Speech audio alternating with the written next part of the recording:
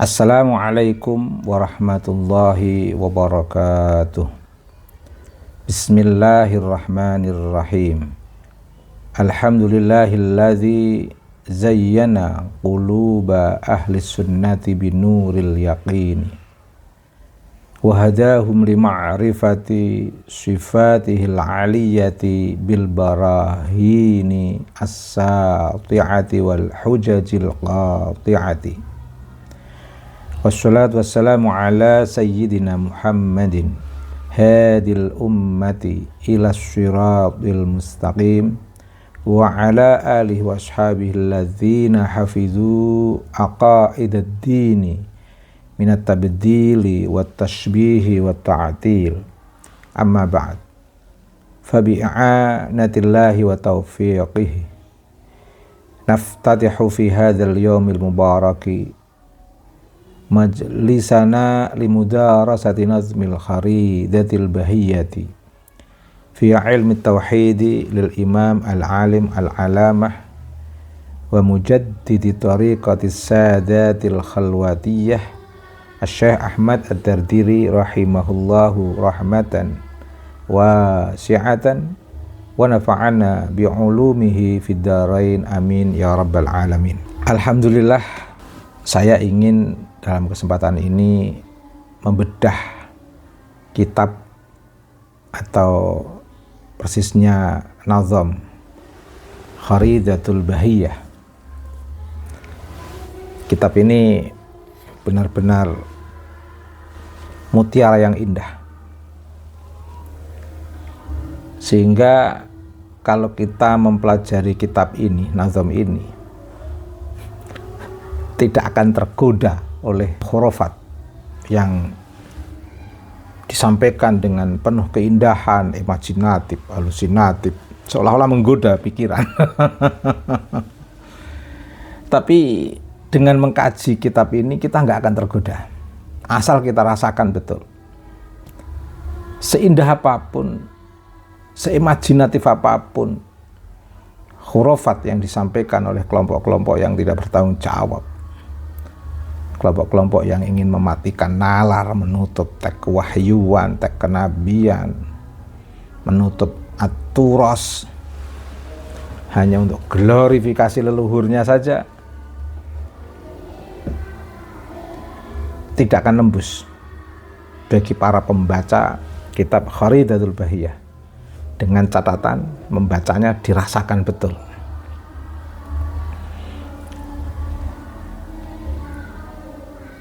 Ada dua nazam yang ingin saya kutip di awal karena saya tidak sabar untuk menikmati dua teks ini. Nanti setelah itu saya akan mengupas secara sistematis, kronologis dari tema, dari pembahasan ke pembahasan berikutnya secara berurutan sampai pada akhir kajian. Dua nazam yang menarik adalah wa may yaqul bit tab'i au bil illati fadzaka kufrun 'inda ahlil millah. Jadi siapa yang mengatakan semua yang berdimensi kesemestaan dan kealaman itu dianggap terjadi karena watak alam itu sendiri atau karena sebab akibat, artinya di situ tanpa kehendak Allah, maka hal itu adalah kekufuran. Banyak orang yang ketika menyampaikan ajaran-ajaran kekufuran dalam konteks ini adalah hal-hal yang bersifat khurafat, penuh kesesatan. Mereka seolah-olah apa yang diglorifikasi itu lepas dari kuasa Allah. Seolah-olah kekuasaan itu ada pada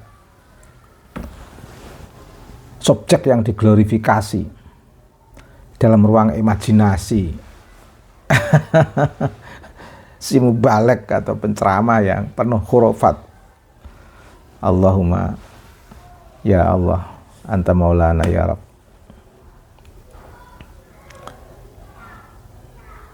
Banyak terjadi itu. Seolah-olah kalau ceramah sudah mengglorifikasi leluhurnya itu, seolah-olah sudah lupa Allah. Seolah-olah alam ini terjadi karena watak alam itu sendiri. Apa yang diglorifikasikan itu terjadi karena keistimewaan, kelebihan sosok yang diglorifikasi itu.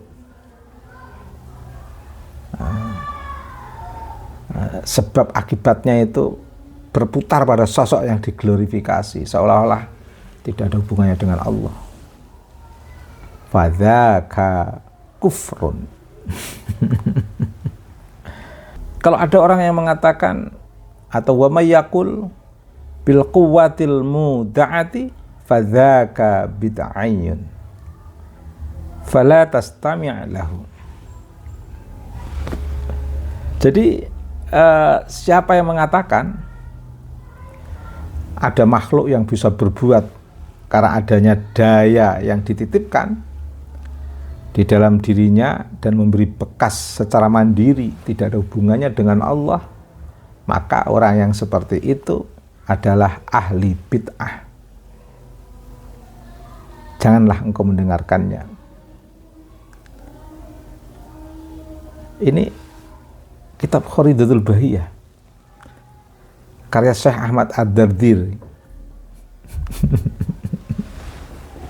Subhanallah. Saya ingin memastikan bahwa kitab Kharidatul Bahiyah itu bisa menjadi panduan visual dan merupakan bentuk ringkasan yang sangat epik terkait dengan akidah Asy'ariyah. Dan nazam Kharidatul Bahiyah ini ditulis oleh Syekh Ahmad Ad-Dardiri. Kitab ini betul-betul menyatukan ketajaman logika akal, kemurnian tauhid, dan kelembutan spiritual. Sehingga orang mengkaji kitab ini gak akan tergoda, terhipnotis oleh khurafat-khurafat yang diglorifikasi penuh imajinatif dan halusinatif itu.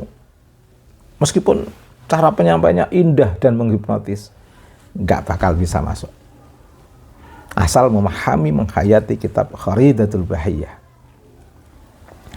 Ada 3 pilar fundamental hukum akal di kitab Kharidatul Bahiyah ini.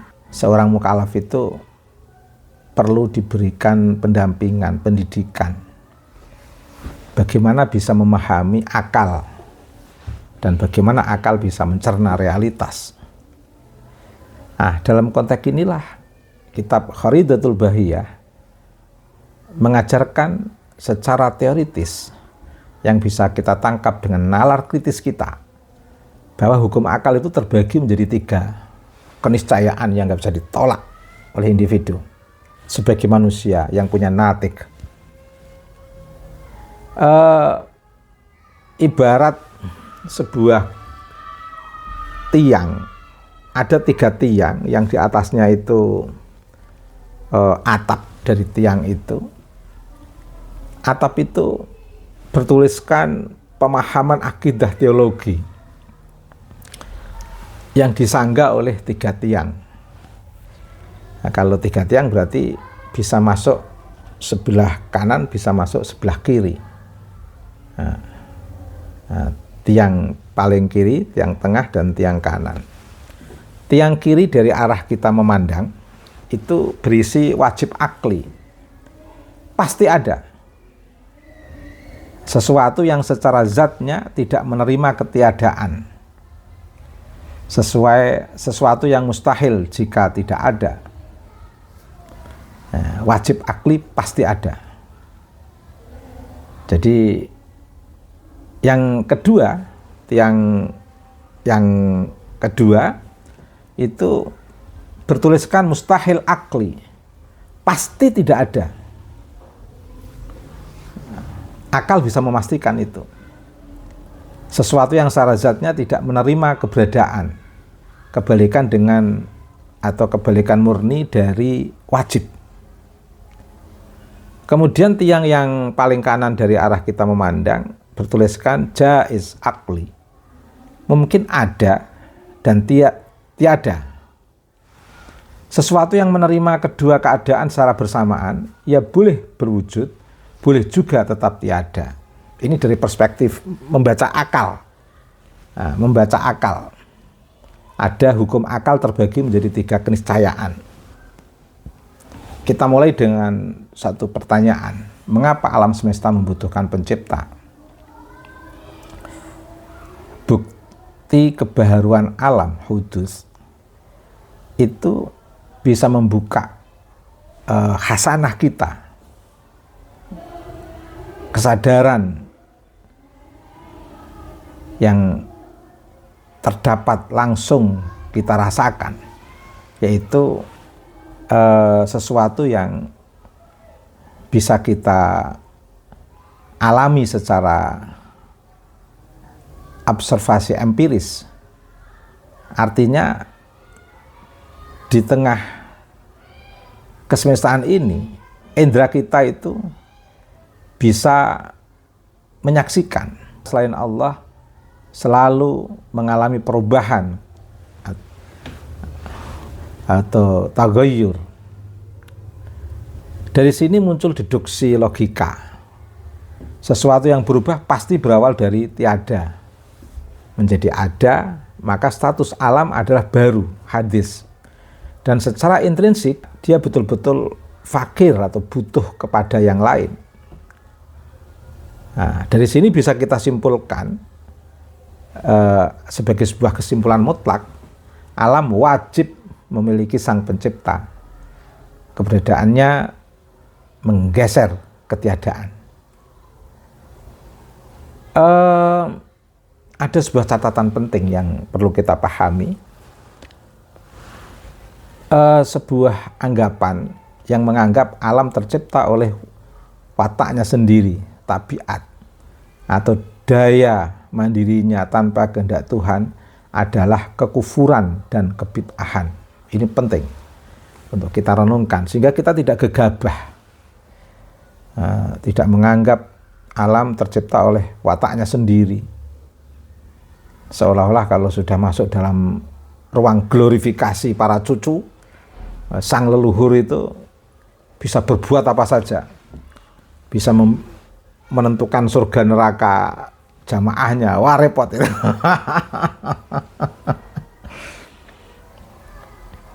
Masya Allah, na'udzubillah min dzalik. Melampaui Tuhan itu namanya. Nah, itulah benih-benih khurafat yang membahayakan, mencerabut nalar manusia, menutup manusia dengan tag kewahyuan, tag kenabian, aturas, seolah-olah harus jatuh dalam ruang glorifikasi itu. Bahaya sekali. Kemustahilan logika tanpa sifat kidam, terdahulu. Artinya jika sang pencipta tidak memiliki sifat terdahulu tanpa awal, kidam, akal akan terjebak dalam suatu kemustahilan nyata.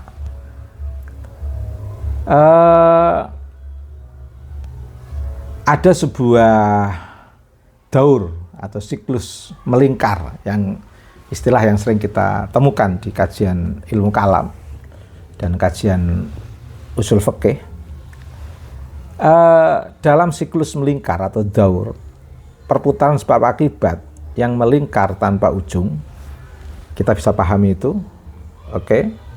Yang kedua, ada tasalsul, ada sebuah gambaran yang bersifat tasalsul, rantai tak berhingga, mata rantai penciptaan yang mundur tanpa titik awal yang pasti. Lah, dua gambaran antara siklus melingkar dan rantai tak terhingga, antara daur dan tasalsul, itu mustahil secara akal. Pencipta wajib bersifat qidam, terdahulu tanpa awal. Oleh karena itu, Allah disucikan dari hulul, menempati ruang fisik, arah serta ukuran fisik, besar maupun kecil. Itulah mengapa kita selalu berulang-ulang menegaskan Allahu maujudun bila makanin wujuduhu wujudul mutlak. Tidak terbatas oleh ruang dan waktu, wujud Allah mutlak. Allah tidak bisa kita lihat dengan panca indera kita. Kalau bisa kita indera dengan panca indera kita, berarti Allah terbatas oleh indera kita. Itulah hasanah dari Allah Maujudun bila makan, wujuduhu wujudul mutlak. Pemetaan sifat Allah, di situ ada wujud dan pembersihan zat. Ada sifat yang disebut sifat nafsiyah.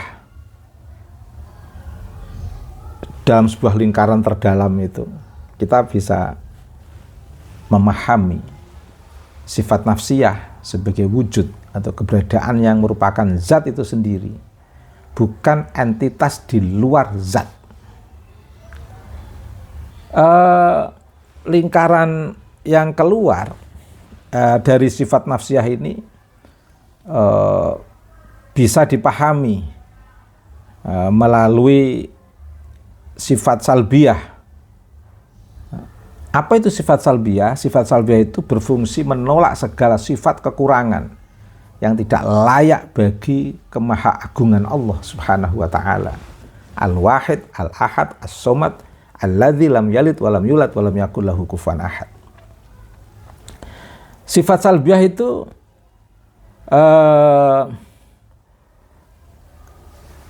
adalah kidam, terdahulu,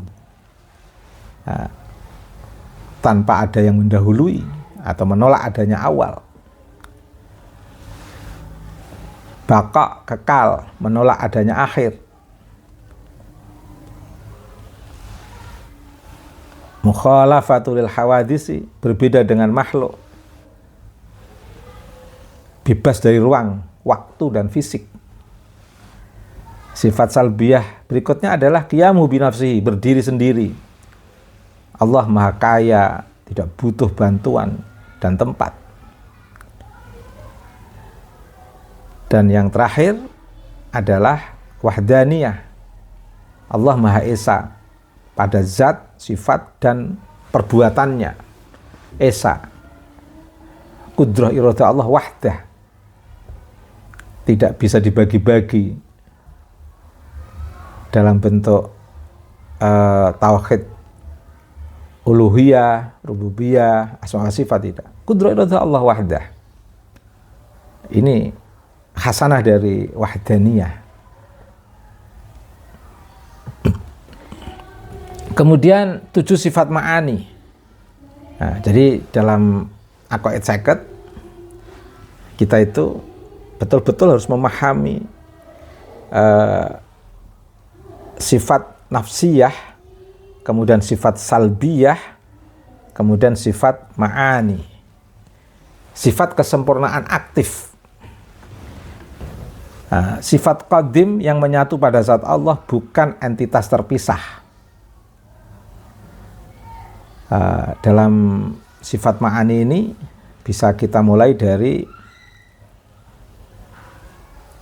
sifat ilm, mengetahui, meliputi segala sesuatu tanpa terkecuali. Boleh diurut, boleh tidak urut, tidak apa-apa, yang penting sama, judulnya sifat ma'ani. Kemudian yang kedua adalah hayat, hidup, prasyarat bagi seluruh sifat kesempurnaan lainnya. Yang ketiga qudrah, kuasa mutlak atas segala sesuatu. Yang keempat iradah, berkehendak, segala yang beliau kehendaki, Allah kehendaki, pasti terjadi. Berbeda dengan perintah syariatnya. Basar, melihat segala sesuatu tanpa batas optik. Sama, mendengar segala sesuatu tanpa perantara fisik. Kalam, berfirman. Kalam Allah bersifat qadim, tidak terdiri dari huruf, suara, atau urutan seperti bahasa makhluk.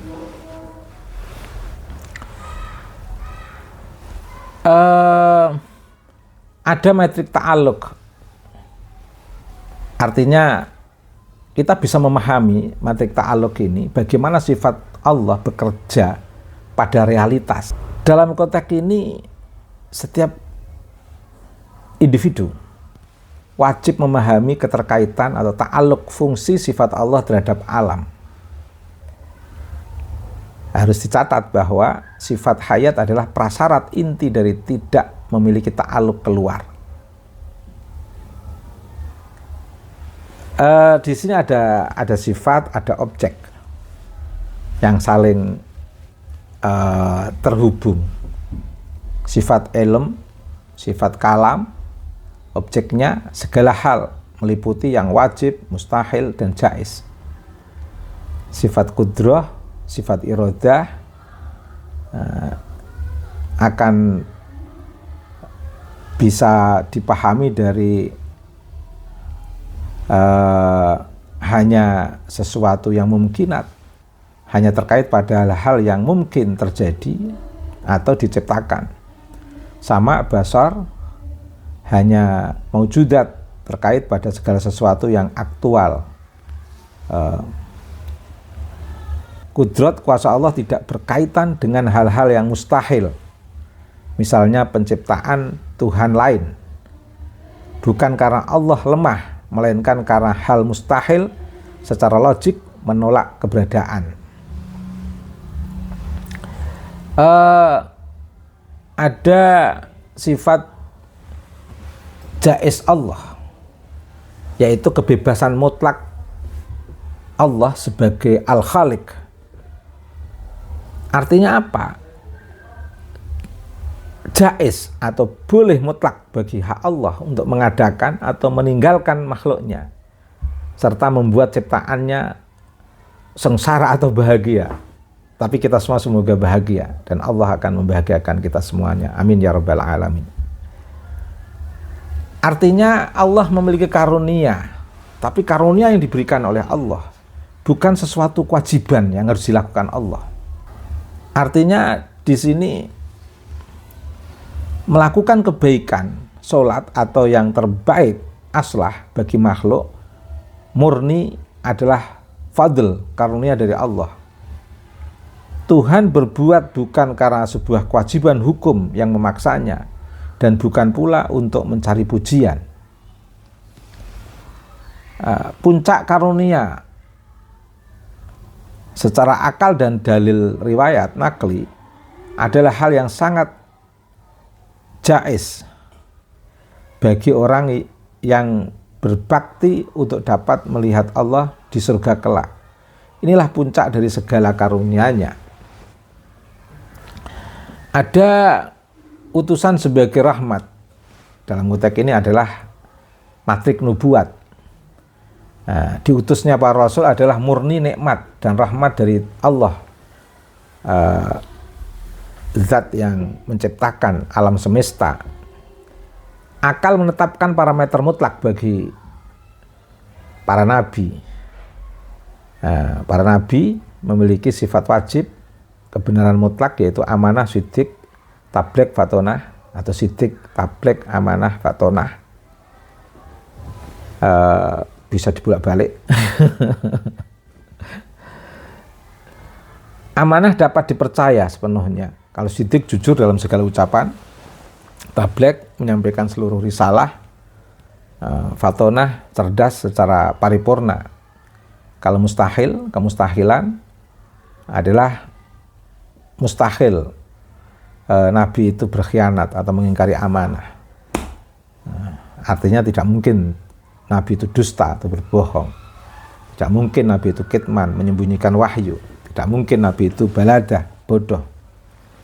Nabi juga punya sifat jaiz sebagai bentuk sifat kemanusiaan, yaitu diperbolehkan memiliki sifat-sifat manusiawi yang sering kita kenal dengan a'radul basyariyah, seperti makan, minum,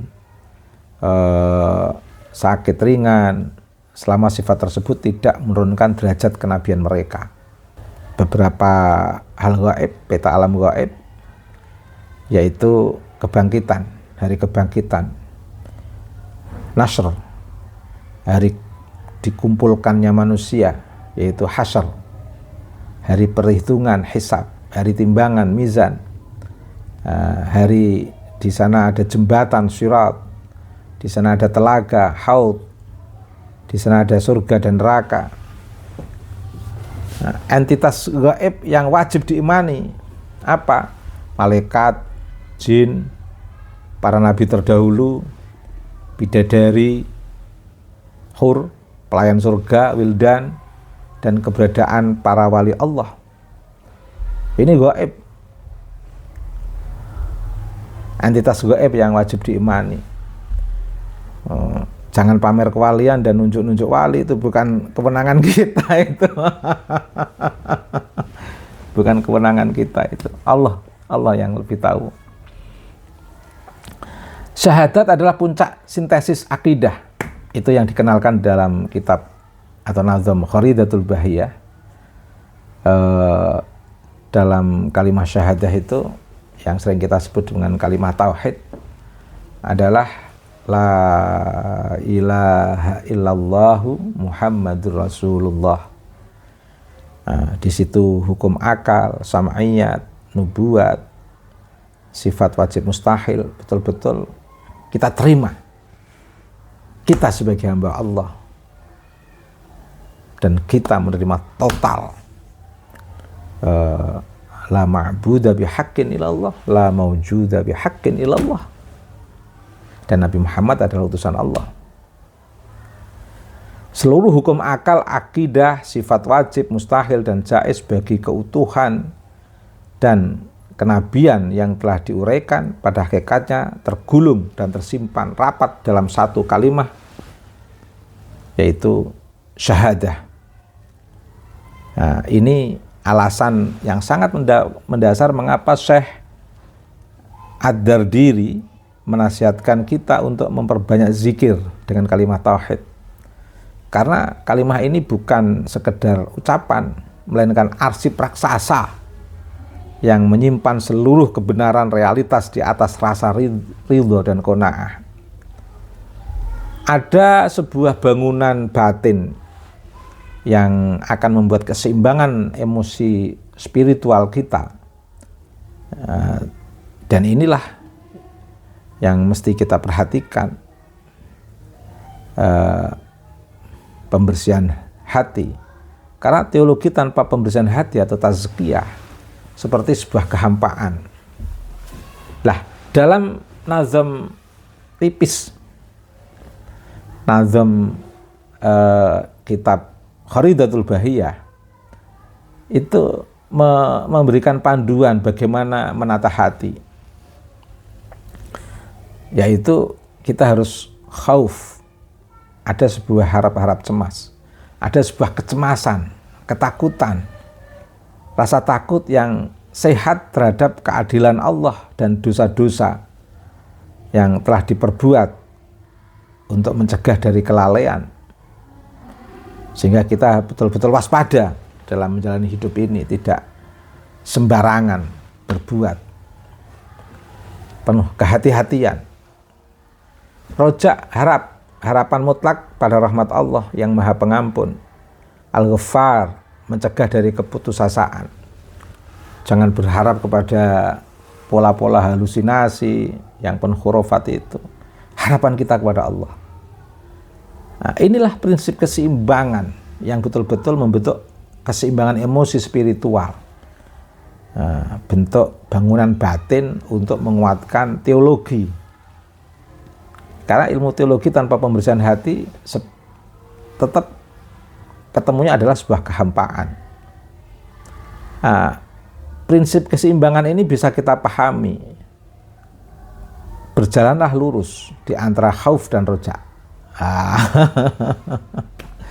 Jangan condong mengikuti hawa nafsu, senantiasa perbaharui tobat, tajdidut taubah setiap saat, dan jangan sekali-kali berputus asa dari rahmatnya. Dan kita mesti betul-betul totalitas dalam kedamaian melalui ridho, mengharapkan ridho Allah. Karena qadha dan qadar ini milik Allah. Segala urusan di alam semesta tanpa terkecuali berjalan atas ketetapan qadha dan qadar Allah. Setiap hal yang telah ditakdirkan makdur pasti terjadi. tidak ada ruang maupun jalan untuk melarikan dari qada qadar Allah. Kita mesti harus selalu bersyukur. Nah, kitab ini luar biasa. Selain syukur harus ridho. Karena kunci kebahagiaan ridho. Orang kalau nggak rela atas segala anugerah atau apa yang diberikan oleh Allah atau yang dirasakan dalam kehidupan ini, kalau tidak ridho, nggak akan bahagia. Hidup akan kemerungsung. Ridho. Biasanya ridho itu dimulai dari rasa syukur. Nah, syukur membalas segala nikmat Allah dengan kesadaran bahwa nikmat yang diberikan oleh Allah itu adalah bentuk karunia dari Allah. Dan ridho, rela menerima ujian dan ketetapan Allah yang ada, yang kita terima ini dengan penuh kelapangan. Oleh karena itu ada sebuah catatan kata-kata hari ini. Pasrahkanlah dirimu pada urusannya, niscaya engkau selamat. Dan ikutilah jalan orang-orang yang soleh yang telah mendahului kita. Ada 4 disiplin kesalehan menuju derajat wali. Untuk membersihkan hati dan menaiki derajat spiritual tertinggi, kita mesti harus ikut 4 praktek utama ini. Pertama, qiyam di waktu sahur, bersungguh-sungguh mendirikan sholat dan menghidupkan sepertiga malam terakhir saat dunia terlelap. Jangan lupa berpuasa dan zikir, juga membersihkan, membebaskan hati dari keterikatan pada segala sesuatu selain Allah. Muraqabah mutlak, kesadaran tingkat tinggi, merasa terus-menerus diawasi oleh Allah dalam setiap detik keadaan, tarikan nafas, dan gerak hati. Sebagai penutup, saya ingin membaca puncak sebuah harapan, yaitu husnul khatimah. Ya Rab, wahai Zat yang membimbingku, janganlah Engkau memutusanku darimu dengan suatu penghalang pun, dan janganlah Engkau menghalangiku dari tambahan amal kebaikan dan akhir hidupku dengan husnul khatimah. Wahai Zat yang Maha Penyayang hingga akhir hayat,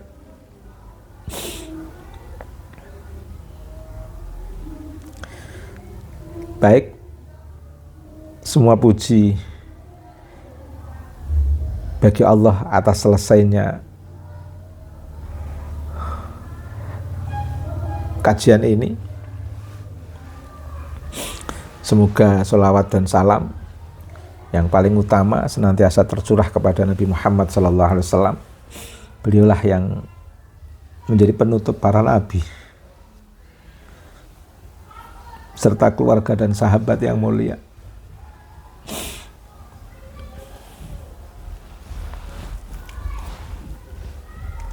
Allahumma sholli ala sayyidina Muhammadin al-habibil mahbubi syafil ilali wa mufarijil kurubi wa ala alihi wa sahbihi wa barik wa sallim ajmain. Terima kasih, semoga bermanfaat.